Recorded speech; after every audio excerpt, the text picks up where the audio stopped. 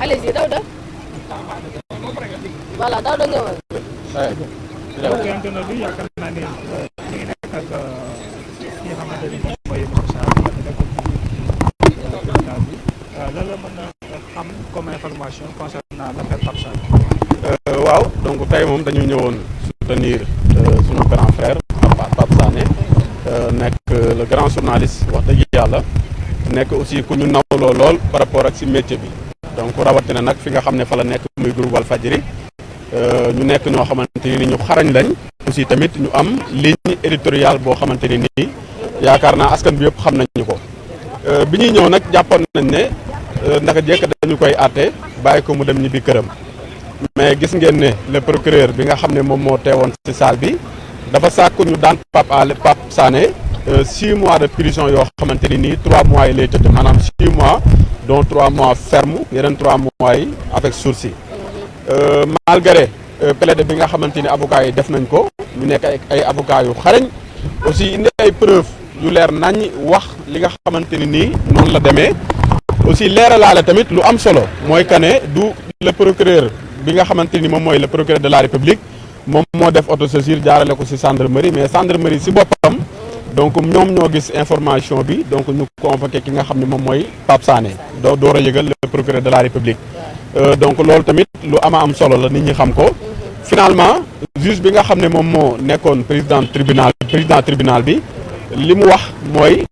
Pape Sané kat condamné na ko 3 mois de prison avec sursis maanaam condamné nañ ko ñetti weer yoo xamante ni nii donc du ko tëdd si biir loolu tamit ñu dolli si 250 000 yoo xamante ni nii amende lay doon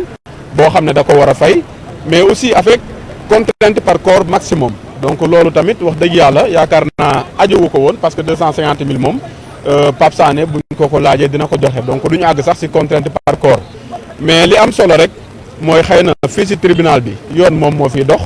ñi fi nekk yoon lañ fi nekkal si ay textes la ñu sukkandiku pour joxe seen verdict avocats yi ñoom it si ay textes la ñu sukkandiku pour dindi lépp loo xamante ni nii wax nañu ko teg ko si kaw Pape Sané aussi sax maître Diallo moom it jël na exemple par rapport ak li doon xew ci diggante 2021 ba 2024 mooy ay nit yoo xamante ni nii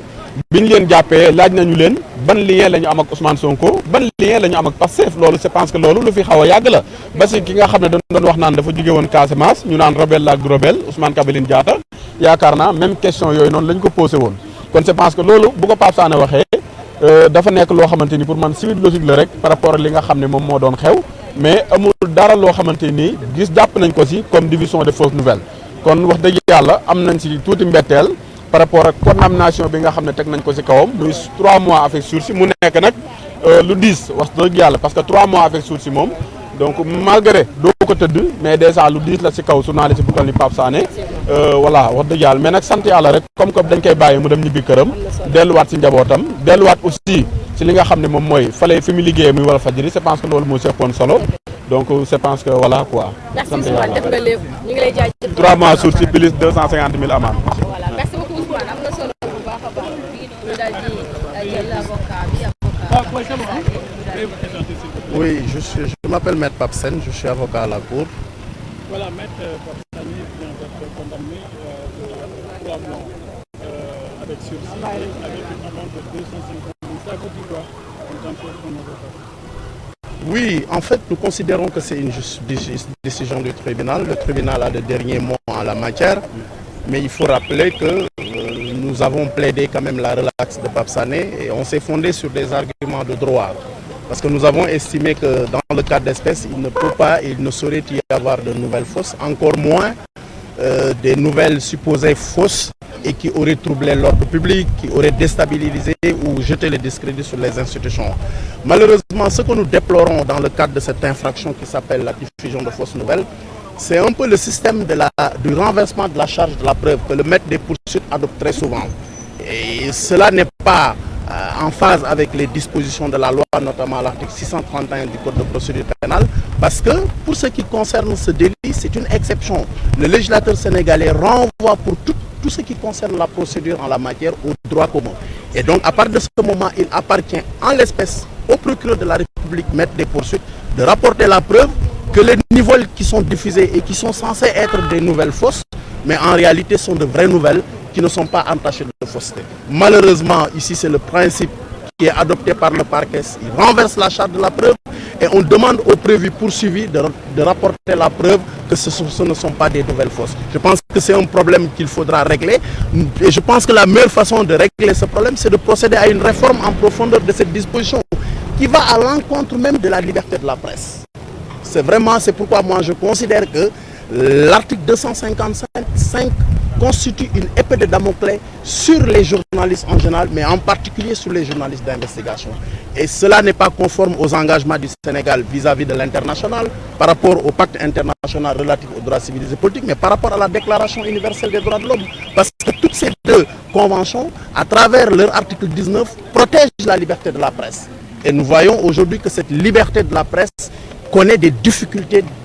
d'exercice dans notre pays. Et il est temps que les autorités aujourd'hui en charge de ce pays fassent des réformes allant dans ce sens. Parce qu'on ne peut pas avoir une démocratie en bonne santé sans une liberté de la presse.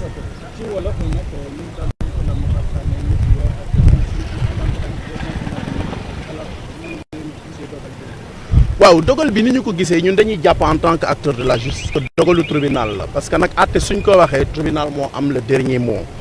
mais gis ngeen ne que ñun position bi ñu adopté woon mooy dañuy jàpp ne Pape Sané propos yi ñu koy topp mënul méngoo ak li ñuy wax diffusion de fausses nouvelles comme ni ko article 255 waxee. loolu nag jàngat bi ñu ci def mooy dañuy jàpp ne que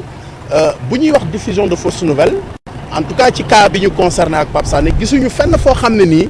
indi nañu ay firnde yuy wane ne li mu wax fausse nouvelle la mais indiwuñu ay firnde yuy wax ne même bu dee fausse nouvelle am na gàllankoor ci institution yi. mais nag li ñu nemmeeku également mooy délit bu mel ni diffusion de fausses nouvelles de plus en plus tey dañuy gis ne que ki nga xam ne moom la ñu indi di ko àtte moom la ñuy teg ci ndoddam pour mu prouver que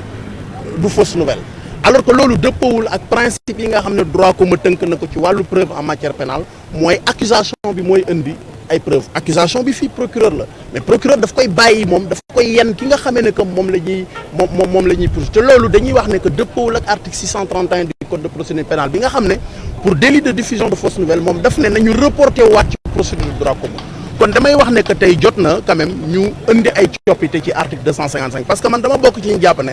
article 255 bi ni ñu ko tëggee ci code pénal tant que mu ngi fi dafay nekk benn genre xeej boo xam ne dañ koy teg ci boppu journaliste yëpp nag rawatina nag ñuy def investigation te loolu baaxul ci démocratie parce que liberté de la presse liberté d'opinion liberté d'expression dafa nekk ay nattuwaay ci degré démocratie te Sénégal ñun ñëpp xam nañ ne démocratie la kon jot na ñuy lancer un appel aux autorités actuelles de ce pays pour que vraiment ñu réviser l'article 250 ak d'autres articles yoo xam ne que ni dafay gàllankoor exercice su presse bi te Sénégal ku nekk xam ne depuis un certain temps la presse quand même dafa am ay jafe-jafe ci exercice am donc jot na tey vraiment ñu indi ay coppite man nag damay wax ne sama intervention ci dossier bi dama ko def ci ki nga xam ne ñooy waa RADDHO te RADDHO bu la constitué c'est parce que organisation buy xeex ak yelleef doomu aadama la te ak yelleef doomu aadama daf ci bokk également li nga xam ne que moom mooy liberté de la presse ak liberté d'opinion. En français, je voudrais juste dire que c'est la RADDHO qui m'a constitué. Oui, je voudrais dire donc à l'entame, parce que moi, si je suis intervenu dans ce dossier, c'est par le biais de la RADDHO, la Rencontre africaine pour la défense des droits de l'homme, qui m'a constitué. Et dans ce sens, on comprend aisément que la RADDHO, en tant qu'organisation de défense des droits de l'homme, se préoccupe du respect de la liberté de la presse et du respect de la liberté d'opinion. Maître Pape Sène, avocat à la Cour. Ousmane, ma laaj la benn laaj bu ndaw rek nga baal ma. noo gisee ñàkk taxaw fii ci yenn ci organisation moo xam sa def ci li nga xamante ne moom mooy jàppale bi nga ko woon jàppale kii Pape Sène gis nañ fi yeneen ay journalistes bi leen mosaan convoqué chaque fois nga gis ay communiqué ak i personne yu ciy wax mais tey on a vu que amul benn journaliste wala boog benn organisation de presse bu jàpp ci mbirum Pape Sène. waaw bien sûr wax naa ko démb parce que démb Walfadjri def naa fa émission bi ma fa demee aussi wax naa ko fa ma ne boo xoolee presse bi ni muy doxee donc da ngay am sentiment que ne dafa am ay cercle d'amis maanaam ay nit ñoo xamante ni nii bu fekkee ne bokkoo ci ñoom rek donc boo amee problème ak yoon du ñu la taxaw alors que bu fekkee ne ñeneen ñoo xamante ni nii donc dañ leen a jege donc buñ la jàppee ak loo mën di def lu mu garaaw donc dañuy taxaw di yuuxu di génn ay communiqué donc pour ñu libérer la parce que pour man bu fekkee dafa am ay syndicats yoo xamante ni nii presse bi la ñu fi nekkal bu ñu jàppee benn journaliste koo xamante ni journaliste d'investigateur la ak lu mën di xew pour man war nañoo mën a génn communiquer pour soutenir ko pour jàppale ko parce que li ñu ko jàppee maanaam demul génn dem si mbedd mi wax dara wala dara mais daf ko wax si cadre bi nga xam ne moom mooy liggéeyam wax ko si fi nga xam ne moom mooy plateau télé ñu jàpp ko si loolu noonu mais tey jii nii wax dëgg yàlla bu ñu waxantee dëgg dafa am ay télé ak ay rajo yoo xamante ni nii boo fa nekkee bu ñu la jàppee journaliste yëpp dañu lay taxawu mais nag bu fekkee ne Walfadjri la wala ñeneen ñoo xam dañu jàpp ne xëy na dañu xaw a jege pouvoir bi donc dañu lay abandonné te je pense que warul doxee noonu ni mu war a doxee mooy bépp journaliste fépp foo mën a nekk bu fekkee dañ la jàpp si sa cadre liggéey donc dañ la war a taxawu dafa war a am taxawu boo xamante ni moom moo si war mais fii da ngay sentir parfois que ne bu fekkee da ngay liggéeyee TFM wala 7TV dañuy am benn complexe si yow ñi nga xam ne ñoom ñoo jiitee seen syndicat yooyu dañ mel dañu am complexe si média yooyu noonu donc alors que média yëpp donc ay média lañ je pense que loolu noonu lu ñuy ñaawlu la par rapport ak taxawaay bi nga xam ne waroon nañ ko si am Pape Sané parce que à part yéen site internet yi à part groupe Walfadjri mais je pense que journaux yi sax daanaka doo dégg ñu def ci la wala ñu wax si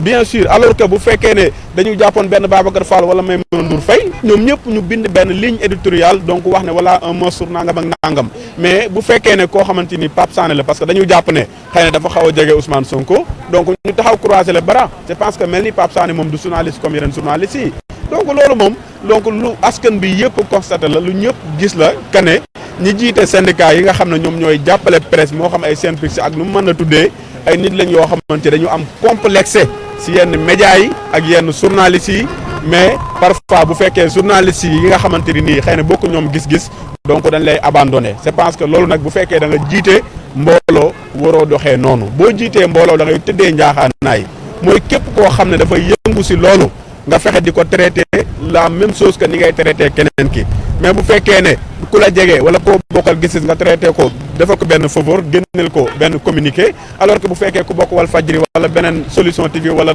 xalaat wala keneen ak keneen donc nga abandonné ko je pense que warul doxee noonu moo tax loolu moom man loolu laa amoon lu ma wax mais aussi di leen ñaax tamit ñu gën a booloo gën a nekk benn merci beaucoup. ñu xamul content par corps sax nga ko ci français lan mooy loolu ci waaw bu fekkee nit ki dañu ne dañ ko amende kon dañ ko amende 200 maanaam par exemple Pape Sané ñu ne dañ ko condamné 3 mois de prison avec sursis mooy 3 mois yoo xam ne du ko tëdd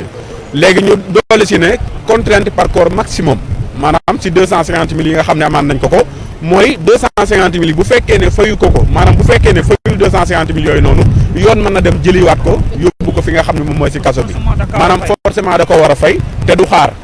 maanaam forcément da koy fay te amul xaar maanaam dina am nag benn délai boo xamante ni nii moom lañ koy may soit délai de 3 jours wala 5 jours boo xam ne moom la koy jox tribunal boobu moo xam na lay organiser loolu mais bu fekkee ne xas na ba àgg seen niveau yi te fayu ko moom boobaa gendarmerie wala police mën nañu dem fekk ko fa mu nekk jàpp ko yóbbu ko bu fekkee fay na ko ñu door koy libérer merci beaucoup. c'est important yaakaar naa ni Sala ñoo ko déggandoo dossier bi